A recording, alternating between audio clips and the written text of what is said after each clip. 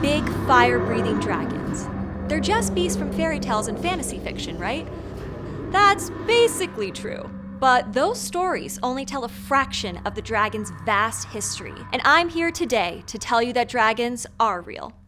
Sort of. I'm Dr. Emily Zarka, and this is Monstrum. We like dragons because, let's be honest, they look cool. Many of us have pets, and the dragon is the ultimate fantasy.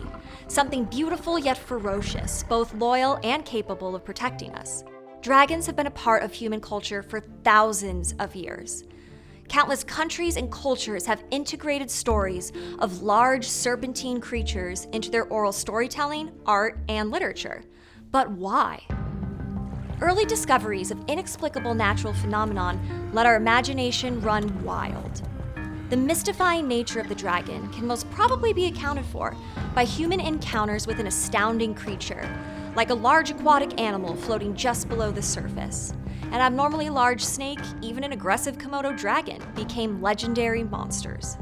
In the 13th century, Marco Polo famously claimed to encounter huge serpents with 2 legs and sharp teeth while traveling in China, writing, "The jaws are wide enough to swallow a man. The teeth are large and sharp, and their whole appearance is so formidable that neither man nor any kind of animal can approach them without terror." Now, it is generally believed that these dragons Polo spoke of were in fact just crocodiles. Dragon myths are in part a response to these encounters, and there is a rich history to them that spans across many cultures. Each dragon is unique to the time and place of its creation. This is why there is no one type of dragon. Not all breathe fire, some don't even have wings or feet. This is a dragon, but so is this. Even these guys are all considered dragons. But what accounts for such wide differences in appearance? While there are examples of dragons all across the globe, from the benevolent shape-shifting dragons of China to the feathered Mesoamerican dragon god, for now, let's just focus on those most common in fantasy literature. The classical dragon and one of my personal favorites, the wyvern. The wyvern is a dragon frequently associated with the United Kingdom. It's distinct from other types of dragons because its reptilian body possesses wings but only 2 legs. George R.R. Martin adopted the wyvern style of dragon. Khaleesi's reptilian children have very long necks and tails, large wings, and only hind legs. Martin considered biology alongside myth when crafting Drogon and his siblings, arguing that living or dead, from bat to pterodactyl, no beast in nature has 4 legs and wings. Well, tell that to the creators of the classical dragon. Recognizable by their 4 legs and powerful wings, this form of dragon is the one most commonly seen today. So how do we explain these differences? Before paleontology existed, skeletal remains were not always recognizable as the bones belonging to long-dead animals. The prehistoric marine reptiles Plesiosaurus were large, long-necked creatures with 4 long flippers. Plesiosaurus fossils easily could have been mistaken for the 2 wings and 2 legs of a wyvern, or even the 4 legs of a classical dragon. Even today, we find more evidence that previous cultures encountered reptilian fossils.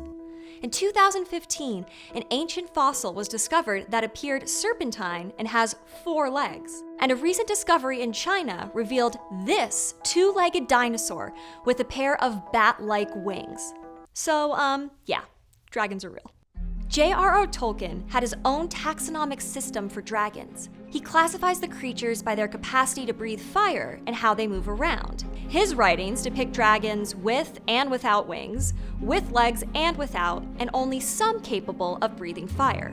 His most famous dragon, the clever treasure-guarding, wicked worm Smaug, checks off multiple boxes in Tolkien's taxonomy.